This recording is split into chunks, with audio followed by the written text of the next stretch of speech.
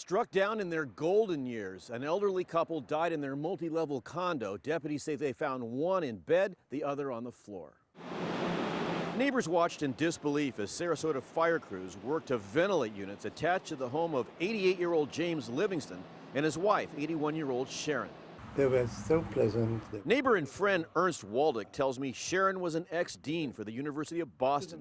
James was a physics professor at MIT. They recently sold a home to move near the water.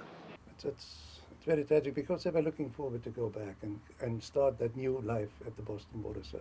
When Waldick returned home Thursday night, he noticed the couple's trash cans out, the paper not picked up, and a light on inside. And we rang the bell. There was no answer. So I said, oh, it's late, let us go. So I went around the house to look whether I could look into the bedroom. But all the blinds were closed shut.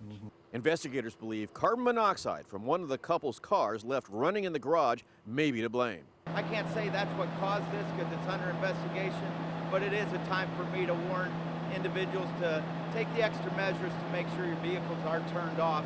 Carbon monoxide detectors are a sure way to prevent this kind of tragedy. They are sold at Home Depot, Lowe's, and other stores. No word if the elderly couple had CO detectors in their condo. In Osprey, Peter Bernard, News Channel 8.